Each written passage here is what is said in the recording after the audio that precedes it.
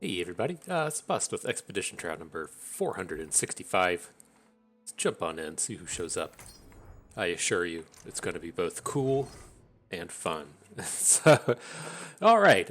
Well, with this one, we'll take the Pantheon, right? The previous video that we just did was with Yasuo, so we'll let this one slide a bit. With the Echo, all I ever really do with Echo is draft the Kyrie and some workers, and I feel like we've hit on that in the past week or two. And so that does bring us back over here to Pantheon. And so he is one of the newer champions. I haven't put too many videos of him together because I just don't really like this archetype. But it's, we'll deal with it. We'll power through. Maybe we'll make some sweet plays along the way. And let's talk about this one a little bit more. So we are going to head over here to ftpbus.com. It's where I keep all of my expedition related content. We're just going to be on the front page or on the expedition helper from the nav bar.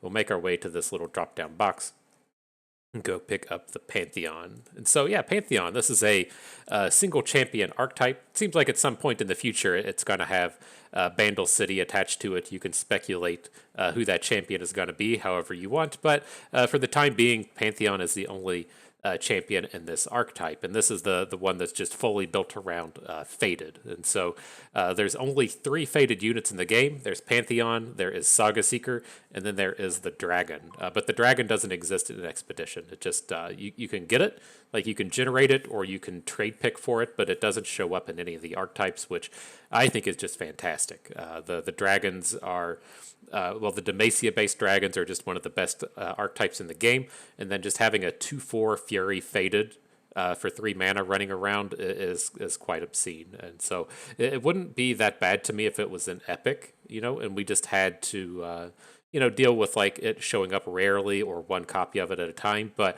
if people were assembling decks with like 3 and 4 and 5 of that dude, Expedition would just feel completely ridiculous. And so, Bust, how do you feel about the dragon not being in Expedition? Fantastic. And so, anyways, back to the archetype at hand here. Yeah, it's completely looking to build around Saga Seeker and Pantheon. We're going to try and jam as many of those into our deck as we can, and then we need easy ways to activate the Fated mechanic. The 2 most common and easy ways to do it would be Gift Giver. This definitely shows up for us. This is in Targon, and we'll see it. And then if we do pair off to Bandle City, things like Yordle Squire are extremely good as well. We can't start playing the targeting cards on the first turn, but it makes it very easy to do that from the first turn forward. So those are the big ones. And then the way I kind of look at Pantheon is we talk about the Taric tax, as to where if you really want to get Taric up and running, you have to have another unit on the board, and then you have to be able to cast a spell on that unit. And so if you're looking to cast a spell every turn that you're looking to attack with Taric, you got to have like 2 or 3 mana ready. And then if you can't guarantee that you're going to have a unit on board, and so you also need to be able to play a unit in the same turn. And so with Taric, we do like to load up just on super cheap cards because we do have to ensure that we can play spells over and over again. And a bit of the same applies to Pantheon here. If we're going to be trying to drop Pale Cascades onto a unit every turn of the game, then we need to be playing cheap units every turn to ensure that we can keep casting these spells. And so it works out kind of nicely. There's a lot of cheap plays like Gift Giver. Things like Yulia do let us get on board without having to add a specific spell. And then there's also the Silence guy, Blinded Mystic. A little bit more expensive, but does give a bonus and a target and a silence, and lets us really push through that way. And so that really highlights, everything that we're looking for. We want Fated units. That's kind of like tier 1. We want Gift Givers and Yordle Squires if we're in Bandle City. This would also apply to, say, like the Reforged guys. That would be what I would consider to be tier 2. Then at tier 3, we want these units that target our own things. That would be the likes of Yulia and this Blinded Mystic. And then beyond that, just get some like fillery kind of things we need in every deck. You want some interactivity, you want a decent curve, you maybe want something that generates cards or draws some cards or whatever. That's just, at the end where we're looking for that type of thing. So, we'll see about drafting around this Pantheon. I'm not opposed to having him just hang out in a different archetype, but adding in the Riven here would be a completely fine pairing, right? We did mention the Reforge mechanic and the Rune Weavers generating these blade fragments. We can use the blade fragments to target Pantheon and our other units. That works out completely fine. I think what would likely be the route for the most success here, just the easiest way to come out here and get your 7 winner, is to just abandon the idea of building around Pantheon and take the Shyvana. Shyvana loves being paired into Targon. There's loads of dragons within the Targon archetypes, and this is just a fantastic start with her. You already have a Hush, so you aren't like really married to any of these Targon concepts. And this is likely just the strongest way to get to 7. But today I do intend to draft around Pantheon, and so I want to find the best pairing for Pantheon, just not necessarily trying to get the easiest 7-win run for you all to watch. And then down here with this Callista, it's not a very good pairing. The cards that target within Shadow Isles are fairly limited. You could make an argument for picking up something like Chronicler of Ruin, the guy that comes in and targets a unit and kills it and resummons it. But that's a bit thin, right? I'm not really amped about targeting gift givers with that guy, and we tend to be a go tall archetype where we're really building towards one unit with a lot of cards put on it, and that's just not what Callista wants. Callista wants you to be out here killing off a bunch of units, and so this Blades and Buffs Riven it will be. We'll go ahead and pull her up here real quick. It's kind of interesting. This is the one that pairs off with Tarek, and so I think the bonus with that is we should be seeing a bunch of Zenith Blades coming our way, right? We have a couple of archetypes where we can find them. We can hopefully find things like Mountain Goat and Gift Giver also out of this. Should be a nice little synergy. But in terms of the Riven, the big thing we're looking for here are the Reforge units. And so our Blade Squires, our Rune Weavers, our Weapon Hilts, these are ways to target our units without having to spend a spell. It doesn't apply to Weapon Hilt, but Weapon Hilt gets a double target. And then at the end of the day, slapping a Overwhelm onto a big Fated style unit is pretty important and pretty good. It's very easy to get these like 7 and 8 and 9 attack Fated units, and then you need a way to just punch in for damage, and we can do that a couple of ways here. We can look towards the Zenith Blade, we can look towards the Reforges, and so all in all, pretty good there. The only places where we're really lacking in these archetypes that we're paired with would be in the interactivity. We'll have a lot of combat tricks, but we won't have a lot of removal, right? There's no Whirling Deaths living in Blades and Buffs. The only removal in Targon is like the Daybreak spell, and so that stuff will kind of struggle. But top end isn't something to really worry about. We can't pick up things like Armored Tusk Raider, but we should be just fine putting Zenith Blades on our big bros and challenging through that way. Okay, so again, we're going to look for a Fated unit. We don't have any here. Then we're going to look for something that generates cards, right? We want those Reforges. We want those gem creation kind of things. Don't have any of that either. And so I'm just going to go with the Crescent Guardian pack. The Kinku Lifeblade, we don't want any of this this Ionia stuff. And we are getting a double target and a nice spell out of this Battle Bonds. And so the Crescent Guardians can be okay. They can be a nice, we can have this kind of like background overwhelm strategy where we're trying to not so much close out the game with just one big unit, but get some width with some of these big overwhelm bros. And I'm pretty okay with having that kind of thing happen. Okay, same deal here. We don't have a Fated unit. Now in the second tier, we do have a Reforge for the targetable cards. I'm not super interested in Sharpened Resolve. This is like one of the worst tricks we can find, but picking up another Rune Weaver is quite good. Okay, easy one here. We found our Fated unit. That's a very easy take. And then the last chance to pick up another faction. Definitely don't want to get into Ionia, and the same deal continues. I'm telling you, this is easy today. You know, there's no Fated units, all right? And then we got a unit that generates a Reforge, and so that will be our take out of this pack. Hope y'all are learning it, figuring it out. It's pretty easy, right? Okay, and so fairly interesting set here. There is like a minor theme with things like Imperial Demolitionist. You can shoot a Saga Seeker with the Imperial Demolitionist, a unit that targets. And so that is kind of a thing. You know, if you target your Saga Seeker on 2 with Imperial Demolitionist, it just basically gets +1 attack instead of getting +1/+1, which isn't the worst thing that you could have happen. I'm not opposed to picking up things like the Demolitionist since they do have some synergies here, but Blade's Edge is just completely terrible. I just wanted to call out that you can use these Battle Scars-y kind of themes with your Fated units. So with this one, I'm just going to go with the Crescent Guardian Freed Colossus. The Colossuses are okay. They tend to be bigger than a lot of the mid-game units and kind of a pain in the butt for your opponent to deal with. We haven't seen any Zenith Blades up to this point, but the Colossus is a fine target for a Zenith Blade. All right, you guys know how we're doing this. We already mentioned the tier list, no Fated units, okay.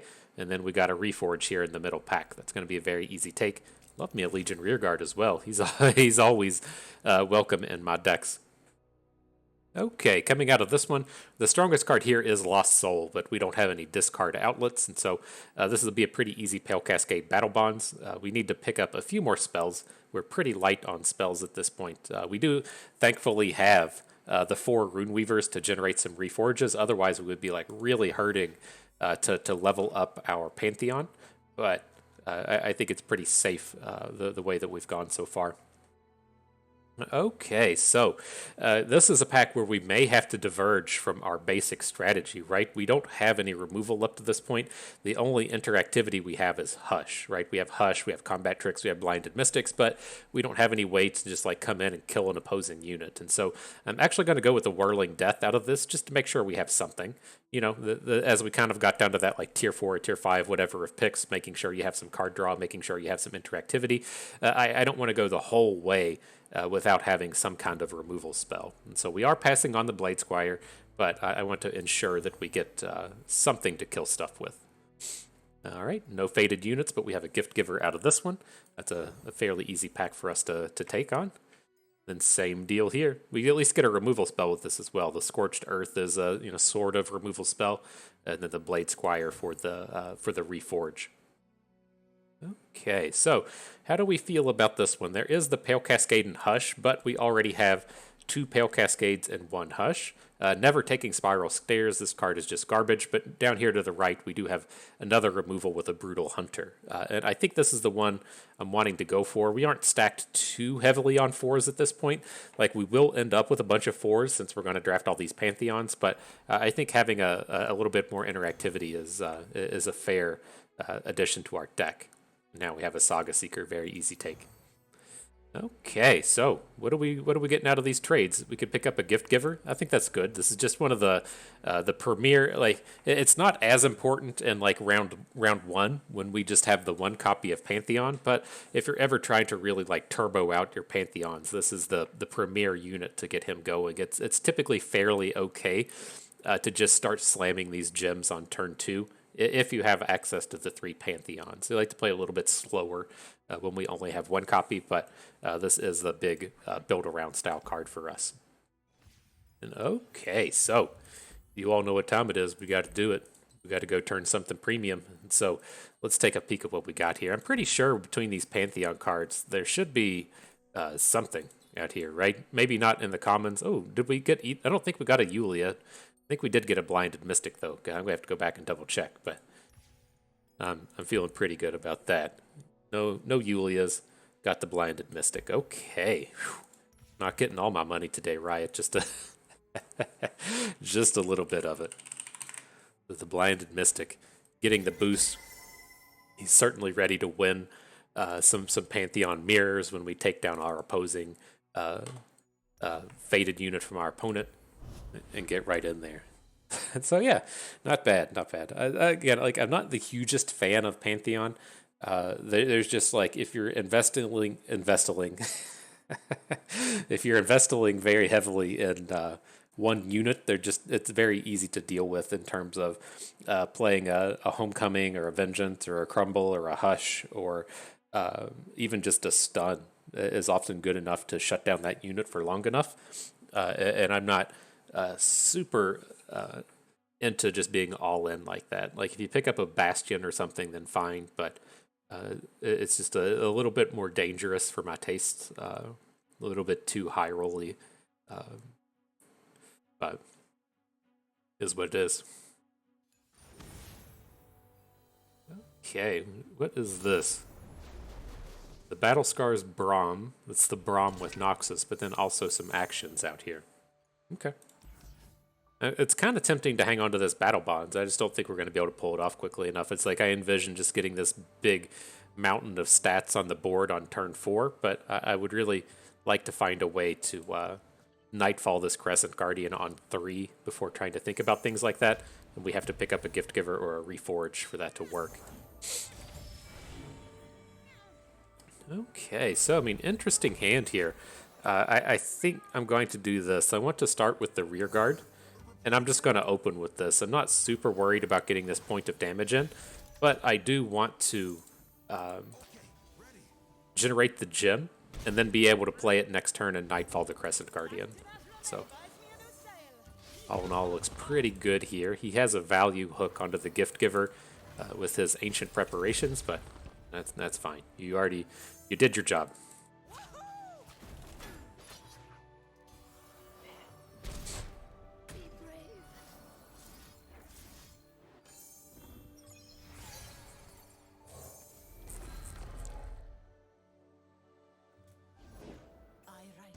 All right, now let's see what kind of sweet battles we can get these units into. It's not a very appealing board for our 4-2, but the rest of this can slam in.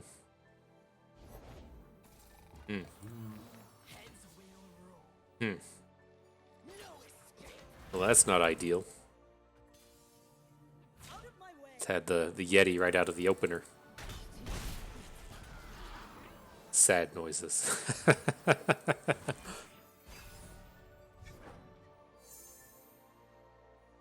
Okay, so Riven makes an appearance. We don't have a lot of things to really pop off with her, though. Let's do this. Let's start with the Blade Squire. I do want to get a block in with it fairly early here, and then we'll see where this goes. Spell Shield. Okay.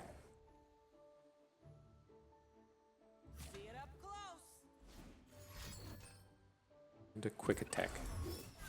It's a little painful. Like, I'm just going to make this one block. This is like the only way for us to have good attacks the next turn.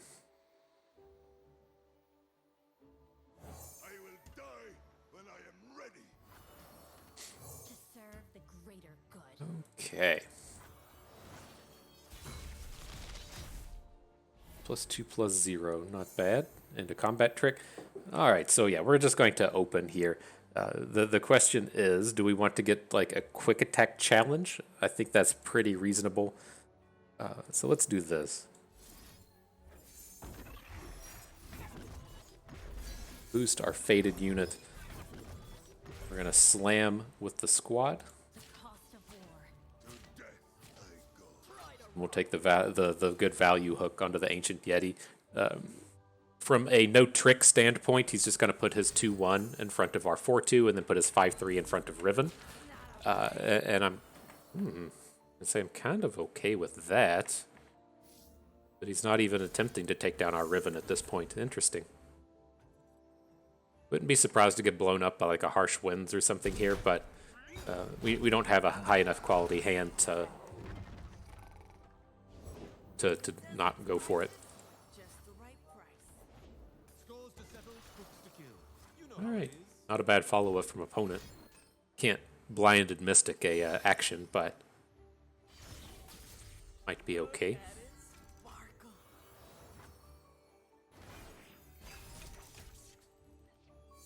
I'd feel like reasonably confident, though, that he doesn't have combat tricks running around.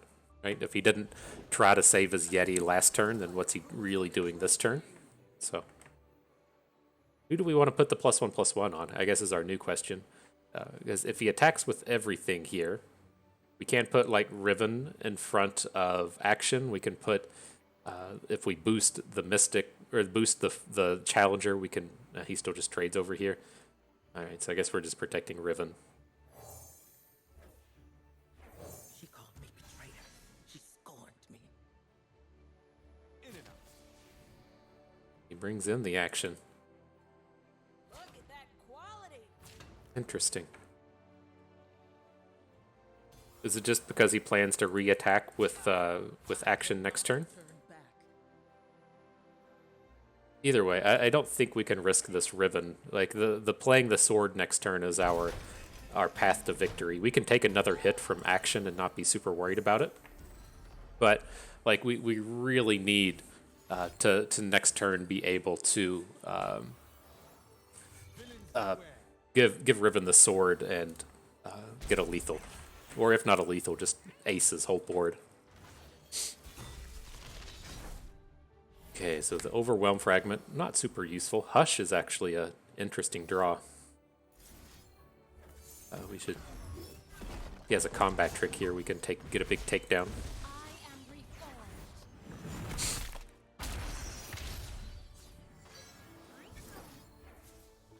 This is unfortunately going to be one of these spaces where he's like, herder, here's my frostbite.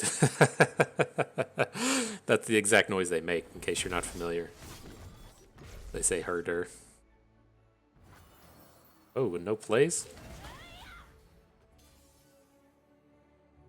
Gotta have a play.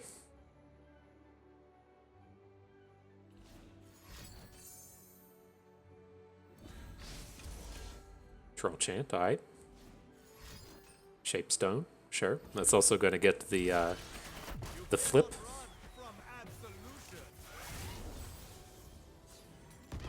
And I'm going to say, hello, friend. Here is my Hush. Will that be enough? We're at 7. It'll be 1 short, right? This action would be a 3/3. So it would be 1 point of damage short. Okay, so we'll just have to look to Scorched Earth the action as our kind of game-winning play. Little scary, little scary. If he wasn't able to flip, then we would have gotten the kill there. Out here, you're moving or you're dead. Ruin Runner's pretty good.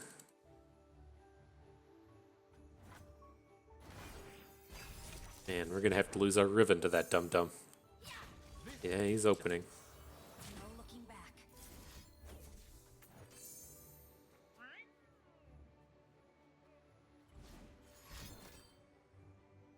Oops. Hush is unfortunately not enough. That old trick again. Oop. Alright, it's gonna take forever to push the button. We'll just make this one end. Get out of here, game. Alright. Very close. Curious if we missed out on a point of damage somewhere. But let's see, do we have any upgrades here? I'm kind of okay with getting rid of battle bonds, but our spell count is starting to like dwindle just a little bit. I don't think we need it. We already have 3 Crescent Guardians at this point. I'm just going to go ahead and skip over all of these.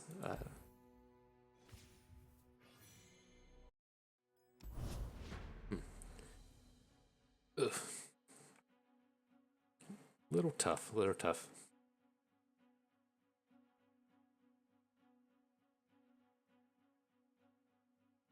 The Shuriman car is coming through right at the end. But that was kind of one of those spaces, at least with our last attack there, where I really don't like playing these style of decks. Is you run into like a must be good attack. There's just so many ways to come in and shut it down that it's a little sad for my taste. So you gotta come out here and drop the what's it called, the Poppy heroic strikes and stuff. Kind of meh. All right, we'll go ahead and start getting on board. I will drop the Rune Weaver. Maybe we'll get to attack with everything here. Against Lisa and Fiora, I'm kind of curious what they're going to be dropping on us, but just a choice top deck in the Saga Seeker.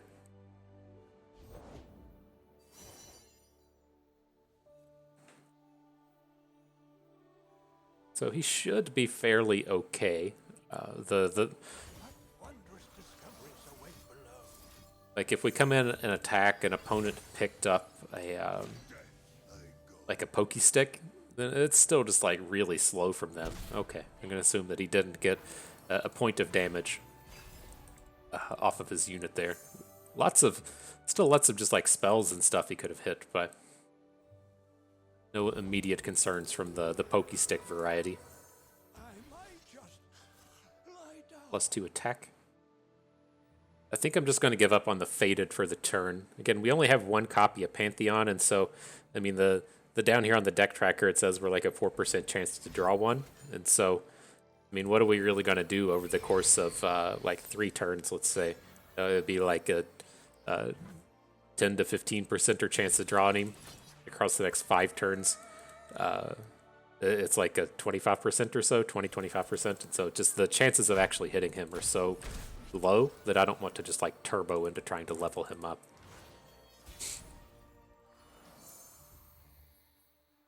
I always catch my prey.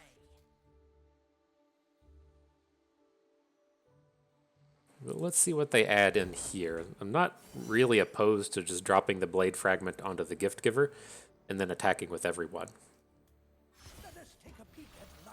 Try and keep this board worn down a little bit. It's like, again, I don't like going super all in on this Saga Seeker when our opponent can just play like a mini morph. There's a detain, there's a bounce spell. Like all 3 of their factions have ways to just deal with this tall unit. Sure.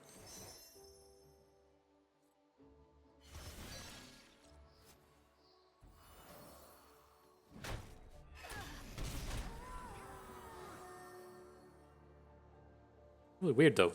Wish we had some Zenith Blades. That's what the dude is really missing here. Like next turn would be okay if it was just like Zenith Blade go. Battle Bonds is alright. Make some big bros this way. But let's see what they do. Like I'm not completely opposed to just adding Crescent Guardian as a 3/3. So let's like give them a chance to go ahead and attack. Then we'll play the Crescent Guardian post combat, and then we'll look to make a Battle Bonzi style play next turn.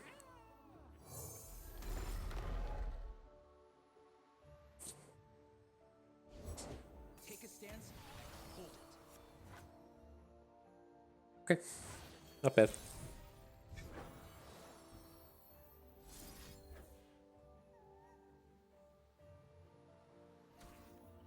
We need to go this route. I do want to still like start juicing up this Faded unit. The idea on this board is we'll just hook the Scales of the Dragon with our Brutal Hunter, and then just have the big boy and the Saga Seeker.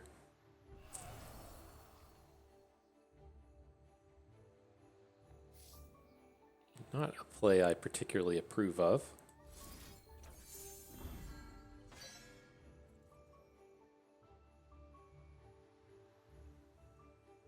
If he's got anything else to juice him up with.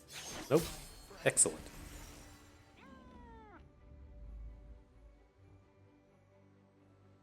Excellent, I tell you.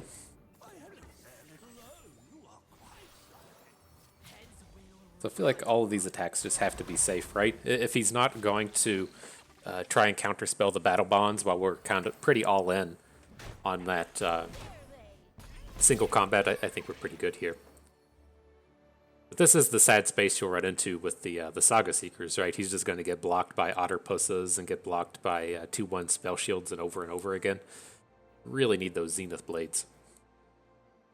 We've only hit 1 Reforge up to this point, so those are going to be kind of tough to count on for overwhelms.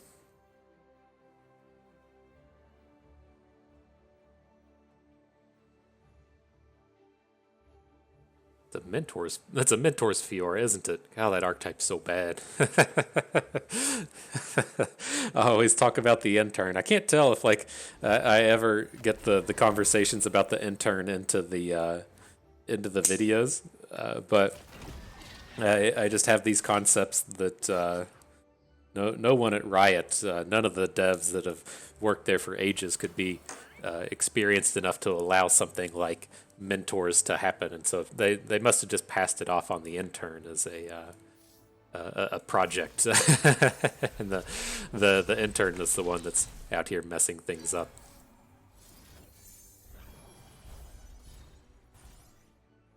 All right, but not a bad combat here. Again, I don't suspect we're going to see combat tricks coming out of opponent, and we're currently just winning where we need to.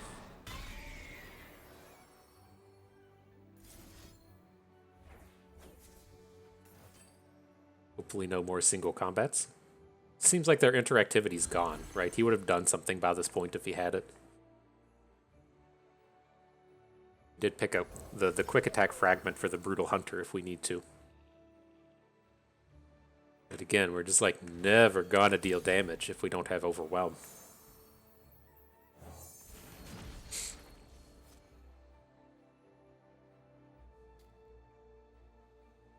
Pantheon's ready to flip though. If we ever draw him, what are we at? 6% to draw him now. The chances are going up. But exactly why I don't like just to go super all in with just the one copy. When you're at the 3 copies and you're at like this 15-20% chance to draw him, it doesn't feel as bad. Like he should come by at some reasonable time. But man, with just the one copy, it's so brutal. That's what I talked about that fairly often in some of these videos. It always comes up whenever we draft like Lee Sin or Fiora, and that I think the decks should be super good once you get up to 3 copies of a champion. But you know, that's what you have to overcome. You have all of these big build around style cards, and you have like all these gems and shit that you're trying to use to level up your Pantheon, and then he's fairly weak early on, and we're just kind of waiting on him to be good. Shouldn't happen for a bit of time. But all right, so how are we going to go about this one? The card of worry would be like a riposte, and what happens if opponent has a riposte or a barrier? And like I just don't think we can play around riposte, but we can't hook one of these like these 3 attack units and have it survive with the Brutal Hunter. And I think as long as we just accept that, then you know whatever, we'll just hook in the bird. Come down here to the right, we'll swing in with the bigger bros. Then if he has a trick to take down the Brutal Hunter, then fine. But I think he was like double pranking the gem just to protect his Fiora. Persistence is key.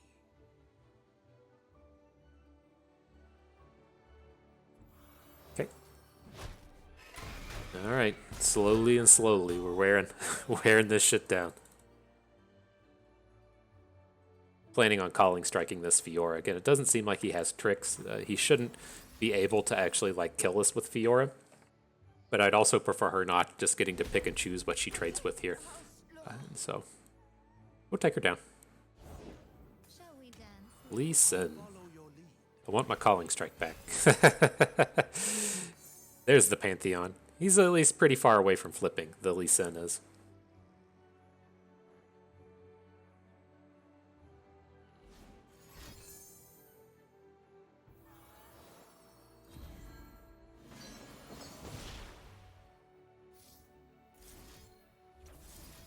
Okay, well, we'll protect here. Fine.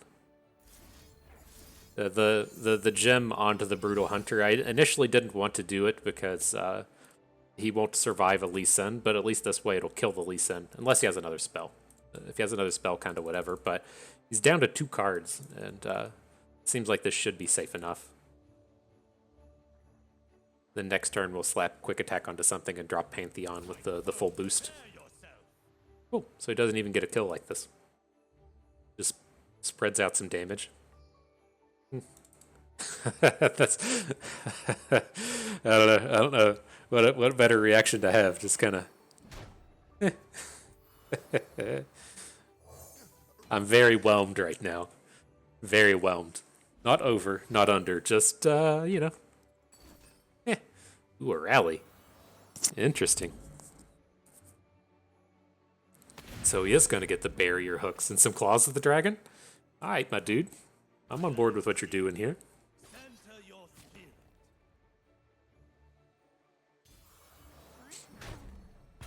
spirit. Doesn't feel like it's a big game breaker or anything, but, you know, doing stuff. Scorched Earth. Let's just go ahead and start with it. And then we can do the Fragment Pantheon all in one go. Pizzle makes the sad face. Here we go. Ari emote. Ari emote into Pantheon animation. Feels good. Feels good. A man against all gods. Oh, he just concedes. What did he hit? Overwhelm, fearsome, challenger, tough, scout, augment. Not bad. Not bad. We will shake the heavens with our victory. Yeah, we shake the heavens with our victory. That's good. That's good, dude. It makes me feel motivated. All right, coming in, picking up more Pantheons. Absolutely. We stand together is one of the better tricks that we can pick up as well. So, all right. No goose eggs today. Got that victory.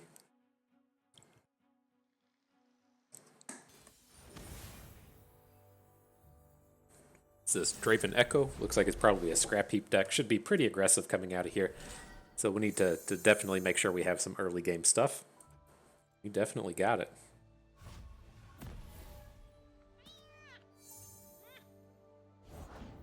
See the world. Kind of battle. Finally, some action. Protector, shield me. Block him. So yeah, kind of the same deal. How do we feel about this? I think we just want to get this Saga Seeker going. We may not be attacking with it this turn, but we do have a pretty good curve to start leveling this up. Like, I don't feel like I want to just throw it into, like, if he plays a random 3-2, I don't think I want to trade our Saga Seeker for it. Yep, that's fine. But this is going to build up pretty quickly.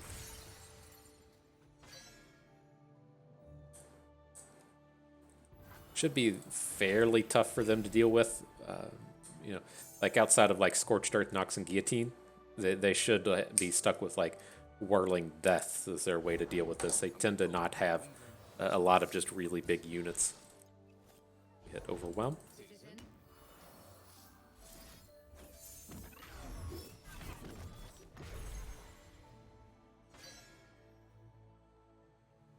Let's see where that gets us. Nice. Okay. How do we feel about this? It could be a decent Whirling Death. But we're kind of light on mana. I think I'm okay just to pass here. Let's see what they do. Flesh was weak, but look at me now. Ballistic bot. Okay. Alright. Safety, disengage. We just lost 1 mana. Now we've got our Pantheon to start boosting on the board. I think we need to just drop him here because we're definitely going to play Armored Elephant next turn, and so it's going to be forever before we drop Pantheon. So this is pretty good. You know, this almost always shuts down their attacks. Take that back. We did not just shut down their attacks, but I think we're still in a pretty good space here. We'll put the Barrier Bro in front of the big one. The Fated unit can go here onto the 2-2 because we're just going to trade away the Rune Weaver. Now, I would suspect he's going to play like a Whirling Death, or he's going to play a Mystic Shot or something to try and take down our Pantheon. Yeah, and so we are going to have to play out of this. I don't really want to use Whirling Death, but yeah, that's what we could use. Sharpened Resolve. No, got to use Whirling Death. Okay.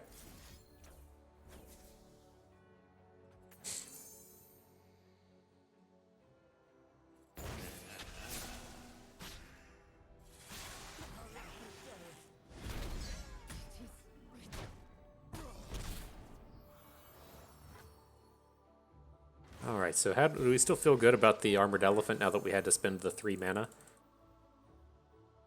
We can just kind of break away from that idea and just boost our Pantheon. I think I'm okay with that. We don't...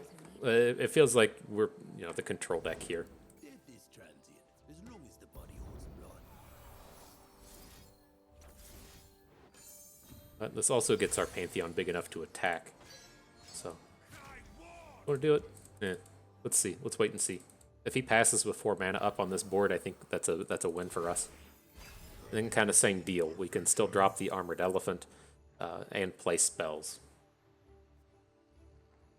We can also burst flip our Pantheon if we need to try and spike a spell shield. Time for the main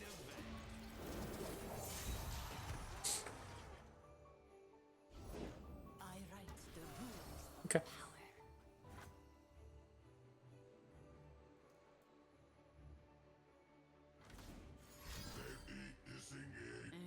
Sure.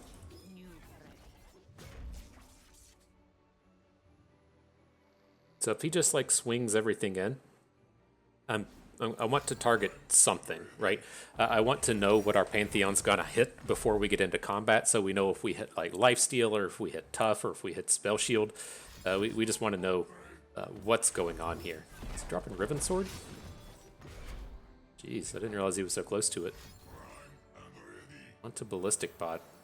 Okay. I feel like he put like Quick Attack Overwhelm onto his Ballistic Bot and then still just put the sword on it.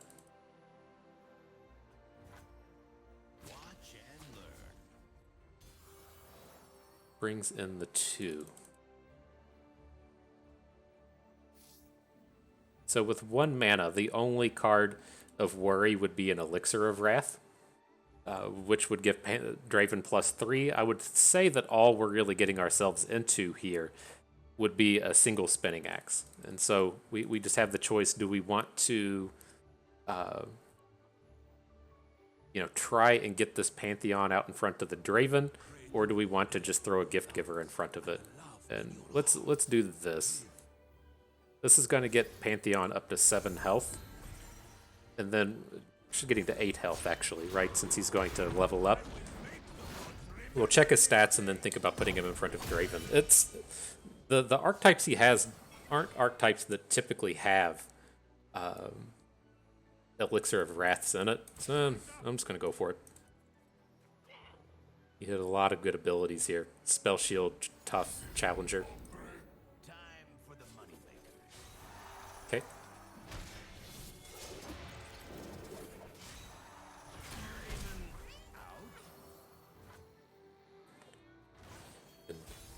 Should be safe in terms of, if he has a, what's it called? A Calling Strike. Then the Pantheon has the Spell Shield. Let's see, did you hit Scout? Did not. Can't have literal everything, I guess. So let's go for a large collection of Overwhelms now. We can boost these 2 bros. We can add the Crescent Guardian. And that's a pretty strong hit that we can get here.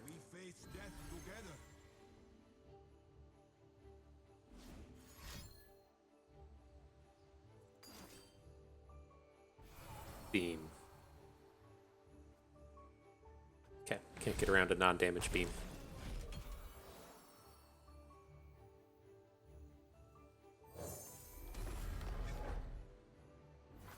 The only thing we really care about here is the Ballistic Bot, right? Let's just cycle in and try and take it down.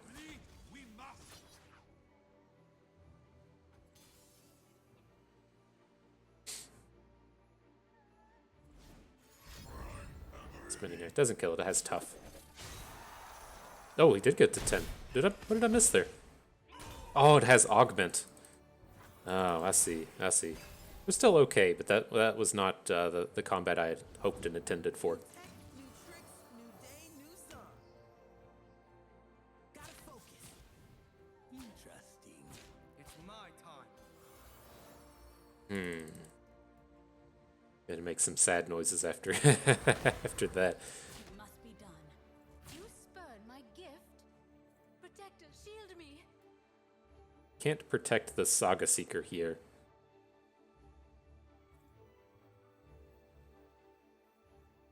Together, stranger. Something like this. Oh man, I want my Pantheon back. We could have just killed him on our next attack with him. I completely missed that augment was gonna save it.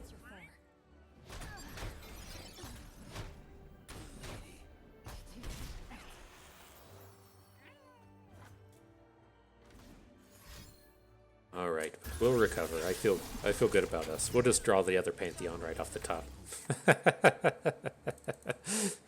That's all you got to do sometimes. There's an awkward ass calling strike that we have as well.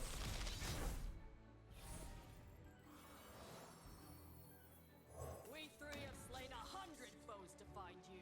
Kenneth, nothing Can't calling strike any of these 4 attack units, unfortunately.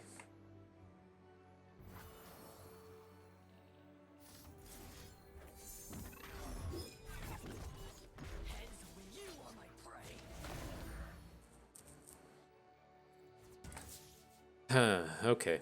I was trying to think if we want to, like, calling strike down the Blade Squire, so he kind of has to block with the Ballista.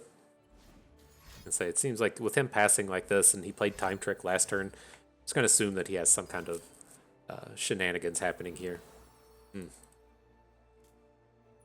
Alright. So interesting. I'm curious how that would have played out if we hadn't messed up our Pantheon there. We would have been at risk of just, like, dying, right? That's always one thing. Because he did have that big overwhelmer coming at us, but we could have had some more blocks the next turn, and then he magically had double whirling death as well, and so kind of odd how all that played out. But what do we want to do here? I'm not opposed to adding in Sparkle Flies. You do have lots of targets for these things, and they help stall out the games a little bit, but let's get rid of Scorched Earth. This is a little challenging for us to actually use. Like, if we're playing decks like our opponent was there, where you have lots of Reforges and lots of dudes that tend to attack and not win a combat, then the Scorched Earth is fine. But the majority of the time, we're out here attacking with like a 10-8 Pantheon, and the Scorched Earth just doesn't have any targets.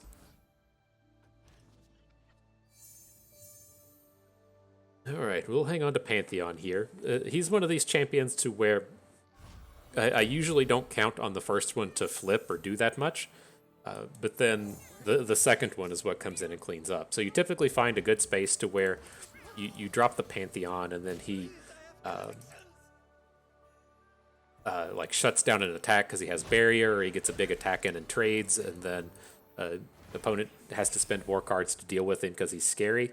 And then on the second Pantheon is the one that actually comes out and wins the game. I'm cold, I'm hungry, and there's rocks in me boots.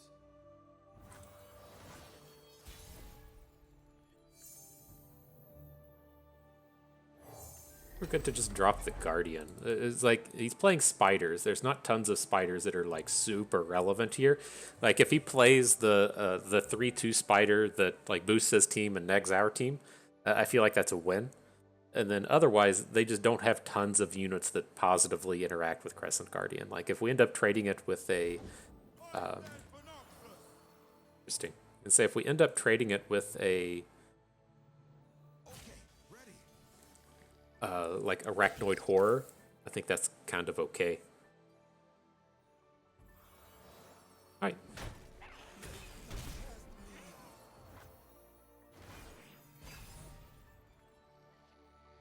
Battlebonds, perfect. I can say the sequencing was fairly awkward. Well, I guess the Battlebonds is also slightly awkward here in terms of we can't Battlebond the Blade Squire.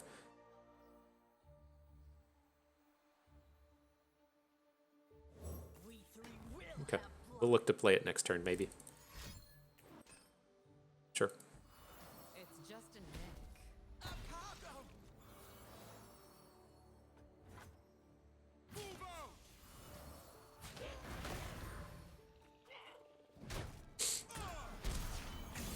You are flipped, Katarina, but we should be pretty strong getting on board now. We picked up the +2 attack fragment, so we should be able to take down pretty much anything that he plays here, and we can start to get this big boy plan rolling through. Okay.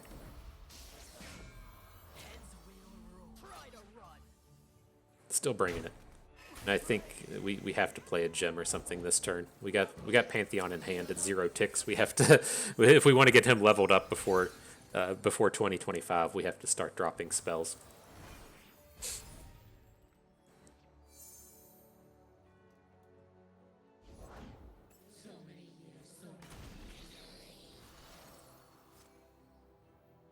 Cast off your fear and stand as one. Alright, dude, ready to block. Let's see, he drops an Arachnid Horror. Okay. I mean, we're not taking too much damage here. This would just be like a 4 damage turn. The card to worry about would be Vile Feast. Doesn't have it. Okay. Does he really want to attack him? I mean, I guess you get to the point to where you have to have like something to do, but it doesn't seem super appealing. Okay. This mana all works out nicely now that we can battle bond Pantheon and the Saga Seeker, and then we can decide if we want to add the Crescent Guardian. Probably don't, or if we want to play We Stand Together, or we just pass. But I think I want to have the We Stand Together for next turn.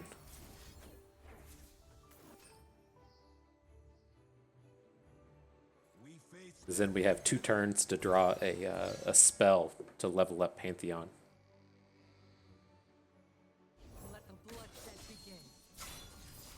Okay, so he has 2 mana. He can still play a Vile Feast again. I don't think he has it, or we would have attacked last turn and killed our Pantheon. I think we're good to just slam here. None of his units are big enough to kill any of our units. And then we can see if we, stand together or whatever. We can add the Crescent Guardian if we feel threatened.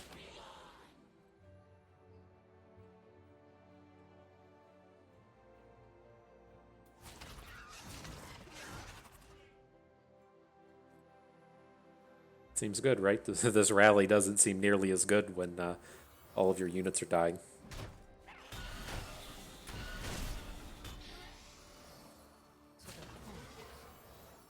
Don't have great stand together blocks, though. We can stand together Pantheon and have him survive. Is that ever worth it? Or we can just trade away the 2 units and bank the 3 mana. That's what I'm leaning towards more now. Right? We can still bank this mana, slam a stand together on Armored Elephant next turn, and then use the gem or something on one of these turns, however we want to go about it. Let's think about that. I think this is probably better, right? Let's add the Crescent. Next turn we'll play Tusk Raider and Gem. He doesn't have a board.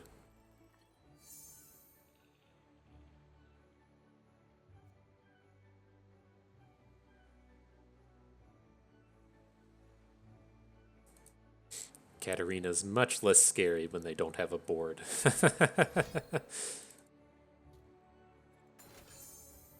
Rude Awakening. He's got a board now.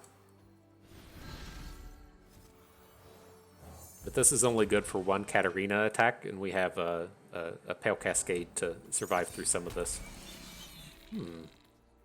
So these are all going to be 3 attack?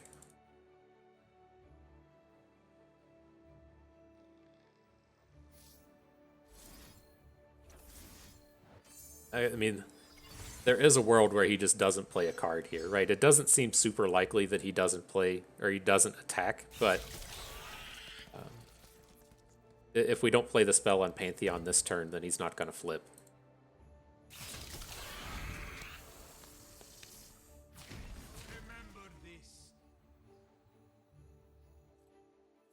Let's just not die. I mean, do we ever...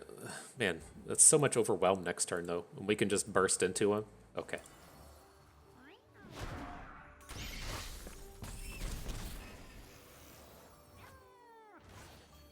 Okay. Make sad noises about our board here, but Pantheon will flip now. We have a 1,000,000 attack on board against his 2 toughness. Curious what Pantheon hits here. If he hits Spell Shield, I'll feel much better about this.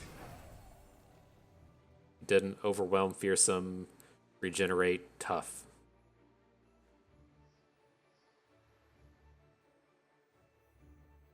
I'm gonna go for the unit. We also run into problems if they have like a vengeance, and so elusive in there as well. I saw like the shiny on top of him and was like, are we sure he didn't hit Spell Shield? I feel like I missed something, but no, it's elusive. It doesn't have the thing on the icons. It would probably just be a sad face if it had an icon. So many people on Reddit just sit around and bitch so much about elusives. I want to play my deck with a curve that averages at 9 mana, but these elusive decks keep beating me before I can do anything fun. Yep. I'm not surprised there, my dude. Not surprised there. Alright, what are we going to do with these? I'm never trading out Pantheon. We already have one Hush. I don't like to stack on Hushes. And the Blinded Mystic, you probably need to hang on to. It's one of our few targets. I'm kind of okay with Guiding Touch because it can cycle, but let's hang on to the Mystic. He's premium as well, right? He has to show off his premium skill set, his premium abilities.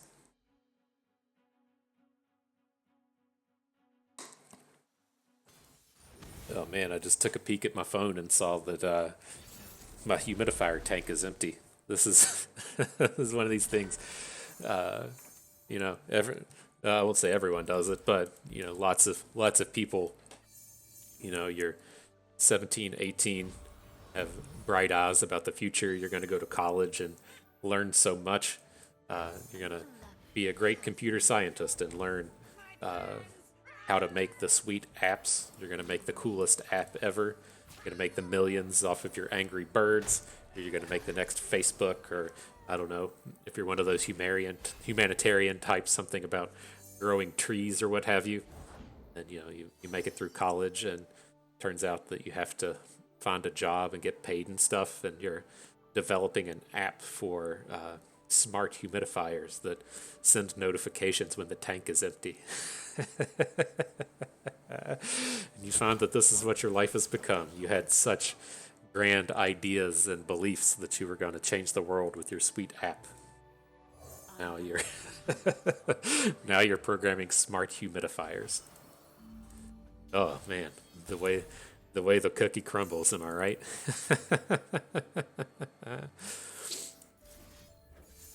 Okay, let's get back into action here. We hit quick attack for Runeweaver, which lets us play this elusive Shadestalker, and now we can be fairly aggressive on this board. We got to, start targeting stuff at some point. This seems like a reasonable place to do it. We're going to run into that same kind of thing we did against the other Bandle City decks, to where our big problem and issue is just actually getting damage in, right? We're never going to, find good attacks with this Runeweaver, because it's just they play so many Conchologist and unit generating kind of cards. So I'm fine to just go ahead and get that attack in now. But the big fragment we care about is Overwhelm, and so give it a bit of time. What did he do to you? -1 attack, can't block. Okay. Well, fun to just keep throwing stuff down. Let's do this. We're short. Like I want to hang on to this gem for next turn. So if we want to Brutal Hunter, then we can and put a gem on it. The opponent's trying to be like fucking clever here with some kind of burst pass. I mean, that's fine. We're still just going to get all of our units down. I don't really care what his 3 mana is going to be spent on, but looks good.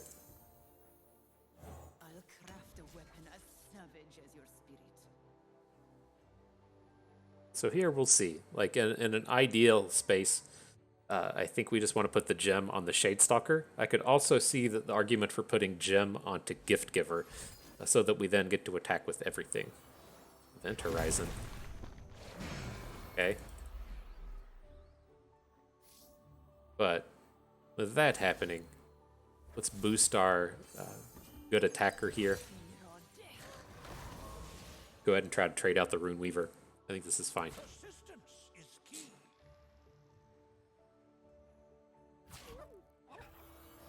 Empty board? Good.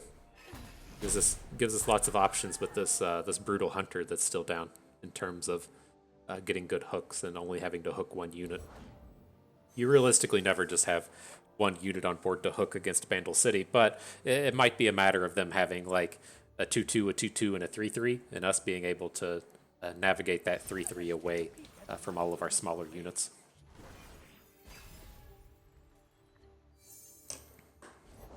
And Pantheon makes an appearance. Ooh, Vi. It's a little scary. Have the Hush.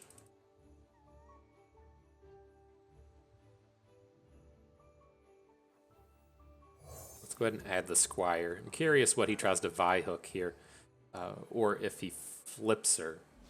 So you can like flip her beforehand. in which we're going to have to try and do 5 damage. I mean, we don't have to. It's just whether do we want to like keep her from flipping. She only gets the flip. But it's when she's struck. Okay, I thought it was when she was strikes when attacking.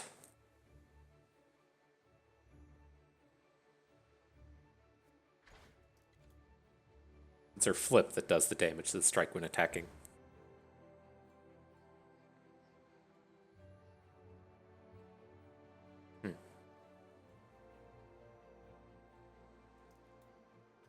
Okay.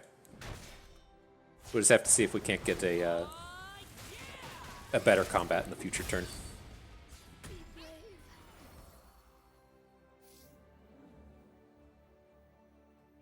We could try to take it down with the Brutal Hunter next turn. If we want to, say, put the gem on the Hunter and then Pale Cascade it next turn. Okay.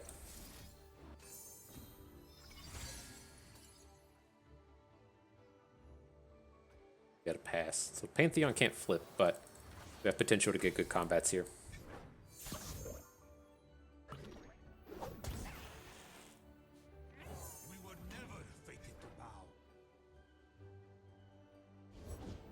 And there's not a lot of tricks that they can have to get the Vi out of this. I don't feel like it's super dangerous. Let's start with the Pale Cascade, though. See what we hit. Pantheon Part 2. He flips into the stun thing, which is actually kind of interesting here in case this goes wrong. Whatever the cost, it's my time. I won. You are my prey. Okay, but we got to get the damage in. Like we can't just sit around and durdle against this deck. If he actually has something like Pokey Stick onto Pantheon, it's not that bad. He can come down. We have the other copy in our hand. That's what I was trying to get to. We do need to find a spell to be able to drop him with, but can be ready to go. He says, "Oh shit, you got a champion in hand." I only saw one card on that prank.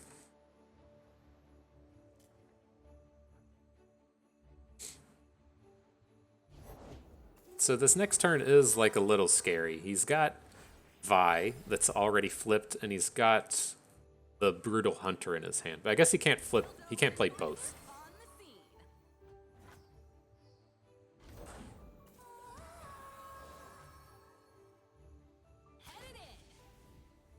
It's like, come on, hook the Blade Squire. That's the fun one to hit.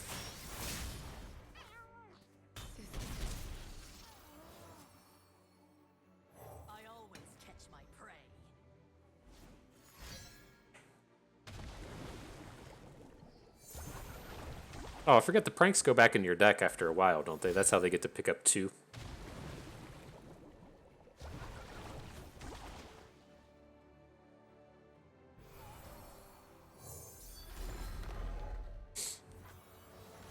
Okay, so let's see what we draw. Crescent Guardian. Oh.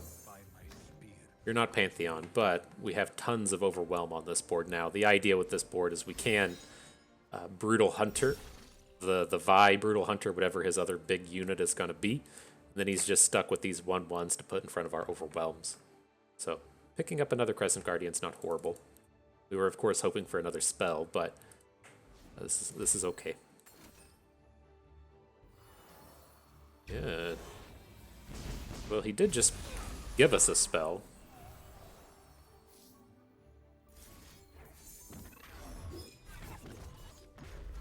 Let's go ahead and take that flip. Appreciate it.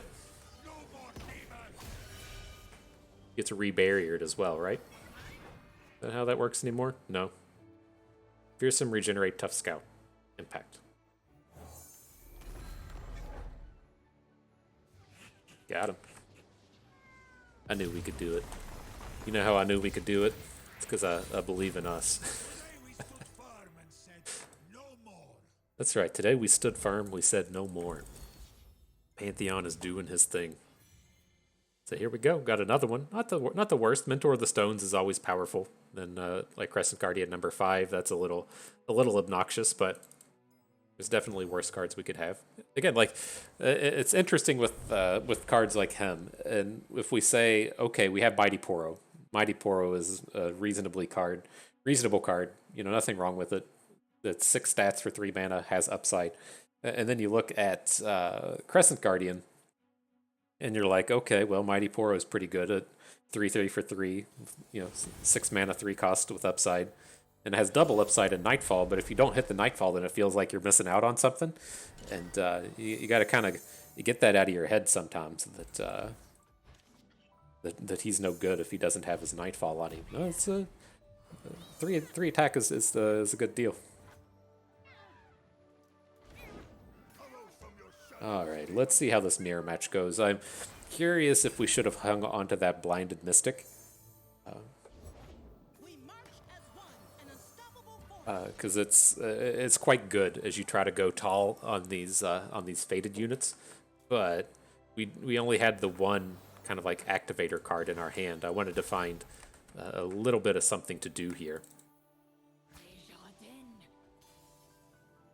Together, stranger.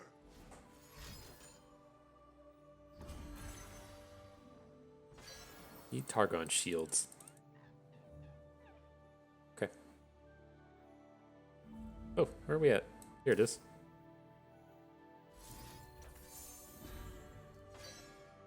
Let's see if he's got that additional spell at this point. It's tough to have a 1 mana spell. That was a pretty good win for us. We got a 2 for 1 at a 3 mana for 3 mana trade.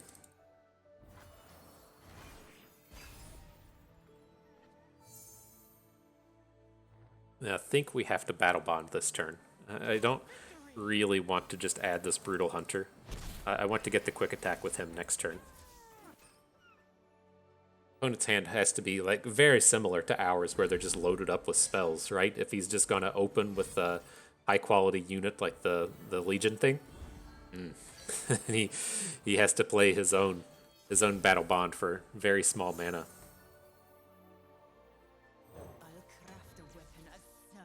So let's see how this goes. We do have the +2 attack fragment.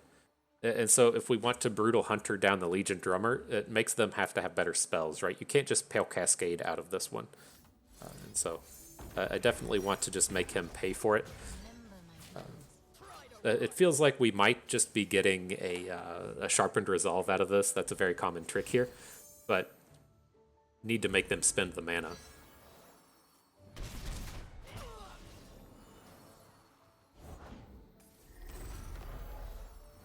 Okay.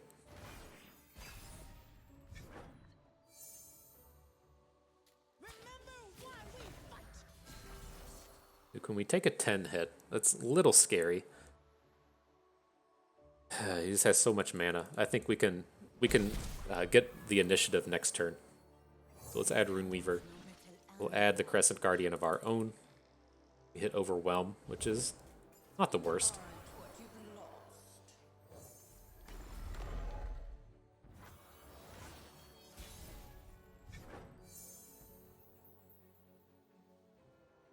Then we can Riven Sword if we want. Okay. It's like a little scary, right? We'll have to see how much mana they spend. We're not planning on spending any. So the thing I'm kind of looking to do here is to put Quick Attack on the Guardian, put Overwhelm onto the 5/3 Runeweaver, put the Riven Sword onto the Gift Giver. So we're like spreading this out, because he's very likely to have a Blinded Mystic or something here to get the shutdown on wherever the sword goes. Fuck, I played that on the wrong one. I wanted to put the Overwhelm on the Runeweaver. No, let's not get too caught up in this. Let's just say, okay, I missed out on Overwhelm, and load it back onto the unit where we want it.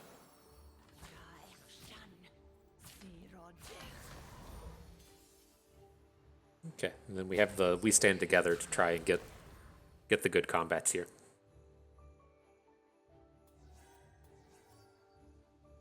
It was very, very odd that he didn't play a Blinded Mystic or another unit. Alright, we just win. Right, he's a... Here comes the block. It's like, if he's gonna let us come in for 2, then we can definitely get a kill here. So where do we need to protect or deal damage? Right? Can't get a lethal anymore. We can... These are just like all bad, aren't they? Well, we can gift giver down the camphor. And then we need to... So let's just use the 1.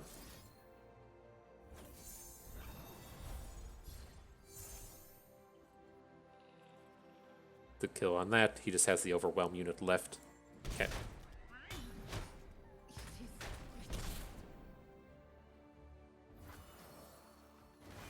Curious how that would have played out if we had the overwhelm situated how we wanted it. I think we have enough to even like survive a Pantheon or something here. This Pantheon's not going to flip. It's easy to flip him though. But we'll have the 4 health from the gift giver, the 5 health from the free Colossus, and then we can gain another 4 health if we stand together. We should be fairly safe here.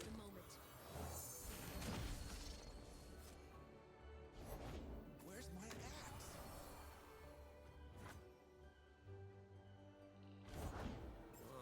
I hope that was not. He has 4 units, we have 4 units. Okay. Pass. It's my time. For glory. You're mine.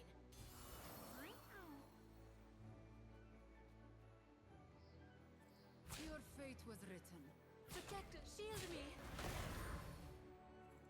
This is Right. not the way. So at the end of the day, we're going to take 3 damage. We still have a combat trick in hand. We get to keep our 2 overwhelms. And then depending on what gets played, we can either follow up with another overwhelm if we're not going to die, or we stand together across this board if we need to. We should be fine here. I think we've got this one.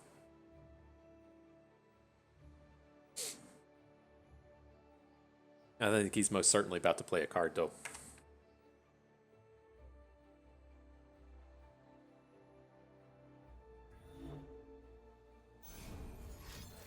Might. Okay. GG. Sad face. I know. I know, my dude.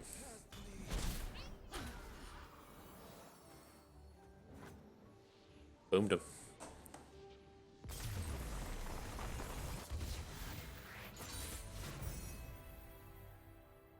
FTP bust, bringing in the victories. Whew. That's what everybody's here for. Okay, yeah. Zoe, well, Zoe is actually an interesting card, but I don't think we want to trade out the Riven. We have 6 Reforges, and we've hit the sword multiple times. I don't think we want to get rid of her. The Lunari Priestess is kind of interesting. I don't feel like we've really been struggling to close these games out, though. So I'm going to hang on to it. The Freed Colossus for the Blinded Mystic. I like having the 1 Mystic. I don't really want to stack up a ton of these, and so we'll skip over that one. But yeah, I thought that was a really important play that we made there. That's one of those things that will help you boost yourself up the ratings and really help your quality of life in terms of ladder grinding and stuff, to where we played the Overwhelm fragment on the wrong card. And then there's like, a couple common occurrences that'll happen. You'll just freak the fuck out. And, like, oh my god, I meant to play it on one card and I played it on another card, and then you gotta, try to make up for it somehow. Like that's a common thing, is just kind of giving up because you made a misclick and played it on the wrong thing. The other one, and the more dangerous one, is you make a play and you mess up, and then you like come out here and want to like big brain yourself and big brain your opponents and big brain in front of all your friends and be like, oh, I meant to do that. And so you make some kind of weird ass play to make it look like what you just did was intentional, and you just like dig yourself into an even deeper hole to make it look like your mistake or your misplay was actually intentional. And that is way more painful and way worse, and try not to do that. So it's okay to make mistakes, my friend. Bingo.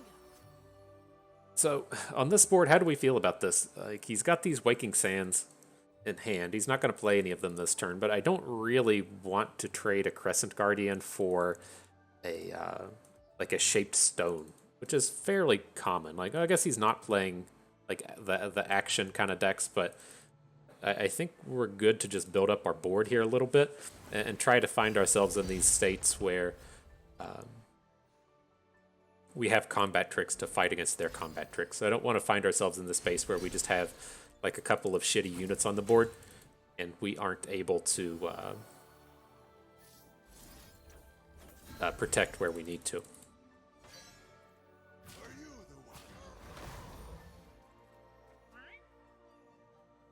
This seems pretty spicy, right? The only trick coming out of Shurima is the -2 attack and predict, which we don't really care about here, or they can have Shaped Stone, which we don't really care about here. Then he did have the good one in the sacrifice. I gotta get that one in my head. that was one I struggle with on remembering. And so we should have just blocked the 2/1s instead of the 2/2. Then that at least would have forced a trade. But we're still okay here. To serve the greater good. It's tough for him to play relevant units on this board.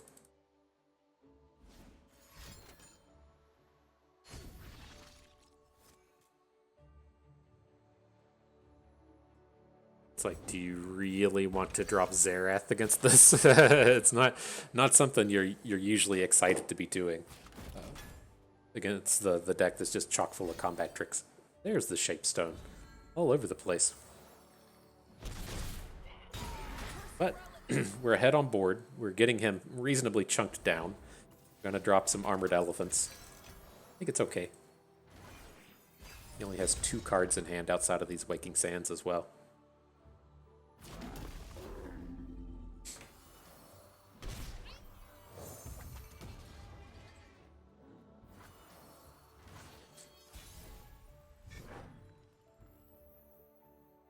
Interesting. Let's start with the Mentor. I was looking at just putting Battle Bonds and making a 5/5 and then boosting the Tusk Raider. But the Mentor makes it easy. We could also find ourselves in the space here to where all we hook is something with the Brutal Hunter, like hooking the Clockwork Curator, and call it a day.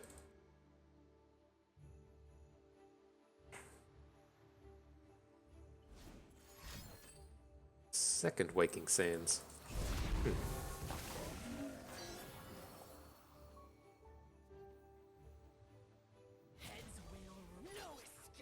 Okay. This is where I want to stop. I don't want to attack one of these 5 attack units with the elephant and then have it just get blown up by a Shaped Stone. We've got this Hush and everything in hand. We're quite ready to just have good opens now. Sure. That wasn't on my radar. Yeah, quick attack. All right. Interesting. Okay.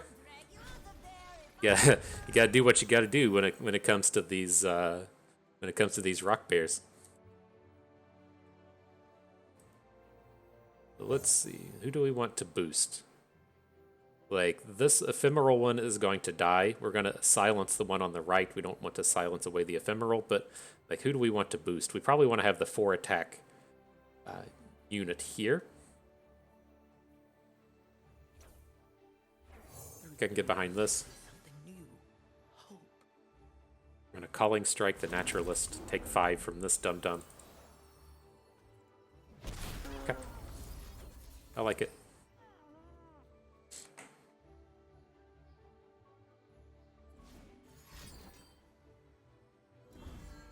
Sure.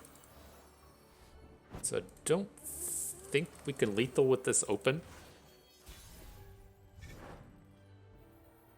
Say, like, we hook the Naturalist. He blocks our biggest unit with this. He's going to take 4, 8, 11, 14. Okay, so we're good.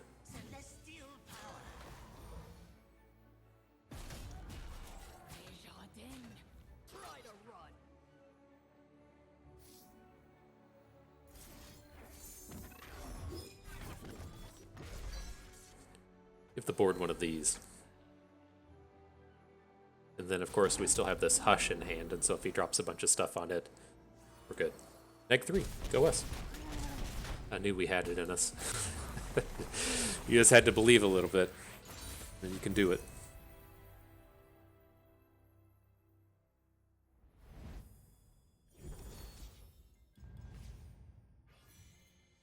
Okay, oh man, I thought we were going into the final battle. Not yet, not yet. And I want to skip all of these. I like having some amount of these battle bonds here. It's kind of nice as a way to spend some mana once you've got like spell mana banked up. And so we do run into some turns to where, you know, say it's like turn 6 and we want to add like a unit and a spell, but we have the 6 full mana and then the 3 spell mana, and we want to say like play a 5 and a 4 or something. It's nice just to have the sinks. Like I know we have a lot of mana sinks because we do tend to have a lot of combat tricks, but I think we still want to just hang on to these spell mana based stats. So I'm going to skip over all these. We already have like 3 Pale Cascades anyways. 2 Pale Cascades.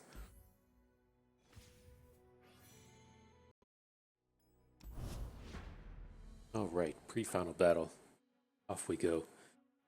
Man, I'm getting tired of this background. I'm gonna have to pick a new board at some point. It was, I don't know if I want to call it disappointing or not, but we were supposed to get like 6 to 16 inches of snow out here in Kansas City, and we got maybe 4 or 5. Yeah, it sucks to kind of deal with, but it's kind of like you get all hyped that you're just not going to leave the house anyways. You're just going to be sitting around, staring at the window, looking at all the pretty snow and stuff, and then it just doesn't show up. Made 2 trips to the grocery store, getting all prepared for it, making sure we have the canned goods, and then nothing. We made it to the gym this morning. It was so nice out.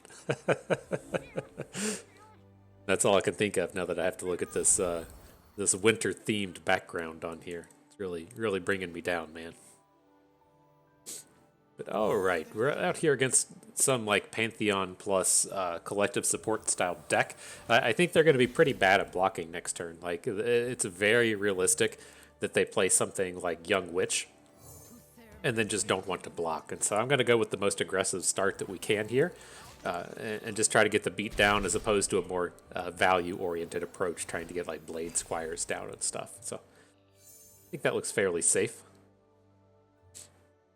And then if he doesn't get to adding stuff to the board soon, we're just going to overrun him. Like it feels pretty decent to get the Shadestalker down this turn and then go for a Battle Bonds next turn. Look at how bad this guy's attacks are. Feels pretty nice. Pretty nice. Is this how we want to go? We could look to put Overwhelm on something and then play the Crescent Guardian, but I think I'm good with just making him have to trade, right? He does have like this collective support stuff, the Lulu, the Taric, and so the big thing that they're trying to pull off on you is just having stuff on the board to cast their spells on. And so just being able to take this Shadestalker off the board is incredibly powerful. Now, the downside to this is like how blown out are we if our opponent's play is Hush, right? If we really just give up the entirety of our turn to get the Shadestalker hushed, we're in a pretty shitty spot. So I'm going to send in the squad. We may just end up losing, you know, like the Blade Squire to Pantheon, but good, it's the Hush. And so that's not bad at all, right? We traded our 1.5 cards and 4 mana, if you will, for their Hush and 3 mana, and we're getting really close to lethaling, and so it could definitely be worse.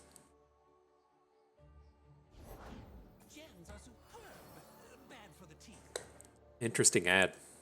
He can make a big Pantheon, but we're definitely going wider than this next turn. We get the Gift Giver block onto the Mentor. Do we want to block with a little more? I think we do. Right, if he plays a Pale Cascade, we don't want to be losing our Gift Giver here. And so I want to kind of guarantee that we get the takedown on that unit. Now we're just going to Open Blast.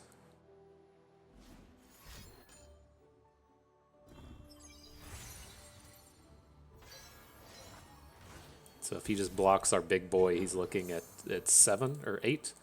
Want to play the Gem. Then we have the Pale Cascade on the ready as well.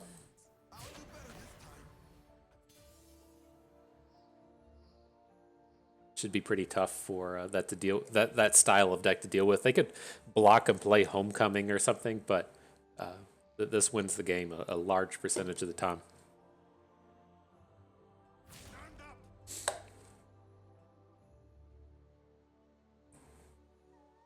Like if he wants to hush our thing to prevent 2 damage, still lethal. All right. Got him to 0. There you have it. So yeah, that was nice. That all came down to that. All came down to that Shadestalker with the hush turn. I'm glad we read into it that way. We would have been in a real bind there if we just attacked, got hushed, and got that unit blown up. But good, go us. You know, we've learned a thing or two in our time. So moving on, I don't want Aphelios, I don't want Rummel, I don't want the Firebrand because it doesn't have Overwhelm. We'll skip over all these. With this, not trading out the Gift Giver, I'd like to hang on to the 1 Hush, and then Rune Weavers are very important, not getting rid of that either. Riven for Zoe, we had that offer up before, skipping over that. We have 5 Crescent Guardians, and so I want to keep the variety with the Freed Colossus. The Iron Ballista is kind of interesting in that we really just be like pumping up those overwhelms. But I mean, God, we have 5 Crescent Guardians, right? This isn't a super important unit to add. Let's keep the variety for that as well. Okay, I'm not opposed to trading out Sharpened Resolve, but let's check out these other ones. Blade Squire is never getting traded. We've seen this trade a bunch as well. The Blinded Mystic for Hush. I'm going to skip over that. I don't really like Sharpened Resolve, but I also don't want 3 Brutal Hunters. Like, this is a card that we are kind of okay if we draw 1, but it's a very like clunky area of the curve, and I don't want to stack up too highly on those. So we'll skip that one. Man, a bunch of crappy trades the whole way. Not trading out Saga Seeker. We could look to the Sunburst, just because, you know, our only removal spell is Whirling Death and then the Calling Strike, but it's kind of expensive and doesn't really sequence with how our turns are going. And so, man, 0 for 5 on the trade picks. That's kind of crappy. No Zenith Blades, no good trades in the final battle. This is gonna be a bit of an uphill battle. Tums aren't food. Anything can be food, my man. If you can, I'm pretty confident if you can put it in your mouth and chew on it, then it can be food. But all right, we're gonna get rid of everything. Again, we have the 5 Crescent Guardians. We're just pretty likely to mulligan into 1 anyways, and we're really looking for our Reforges and for our Fated units. And so we did mulligan into the Saga Seeker, which is exactly what we're looking for. It may not have a very positive turn here, but you know, that's good. This is all we can really hope for out of a full hand mulligan. All right, and a nice curve. I'll block everything here if he attacks.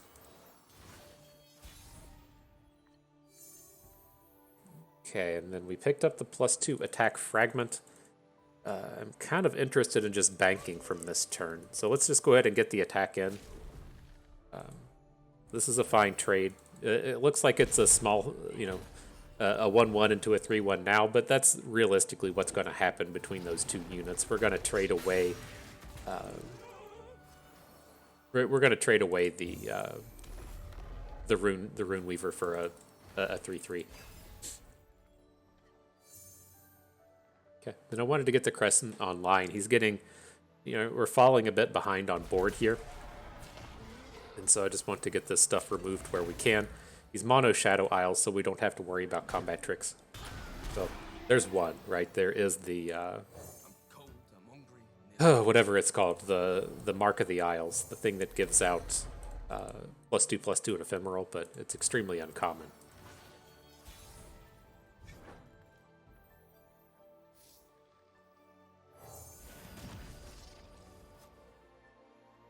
Let's continue to get our big boys on board.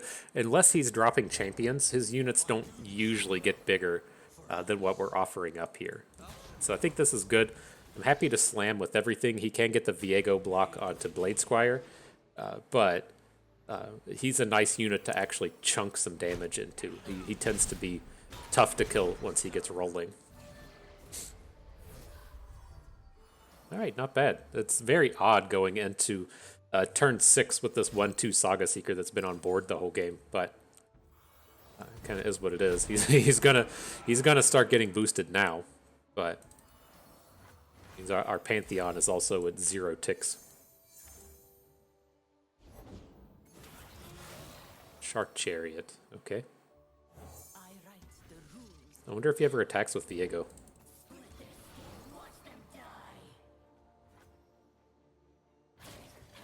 Nope. Question answered.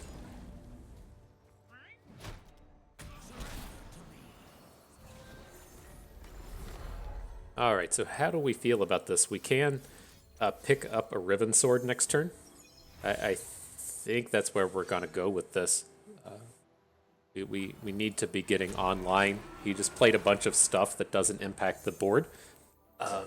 And so even if he has a vengeance, I think we can still get a pretty good turn here. And so let's get started. Let's put the +2 attack here. Let's put the overwhelm here. Let's put the quick attack on this dum-dum. And then I'm gonna put the Riven Sword onto Saga Seeker. So I feel like this is a pretty good spread. We've protected the unit that we kinda want to keep around. And then otherwise, if he wants to Viego block some of these other dudes, I'm okay with it. He adds Callista. Okay.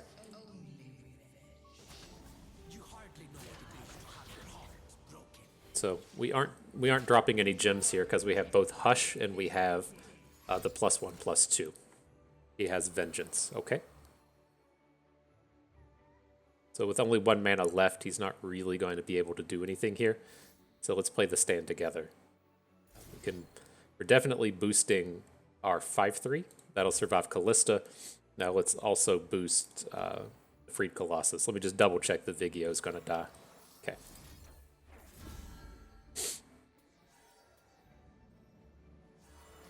Oh no, we could have just won the game, right? No. Okay. We put the bonuses onto damaging units. That was okay. I checked the eye and he was at 2, and I knew we played a 2 mana spell, 2 damage spell, and I was like, oh no, we've messed this up. But no, that worked out okay.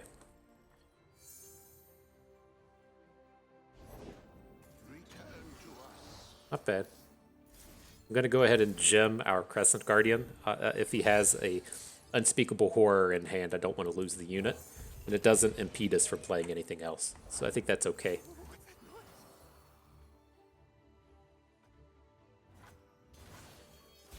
And then we should be able to just get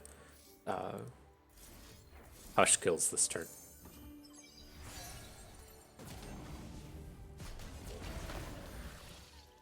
So we'll see. He can have like another Vengeance, which is kind of awkward, but we should be able to Hush Vigio down to a 4 health unit and then just crush through with our others.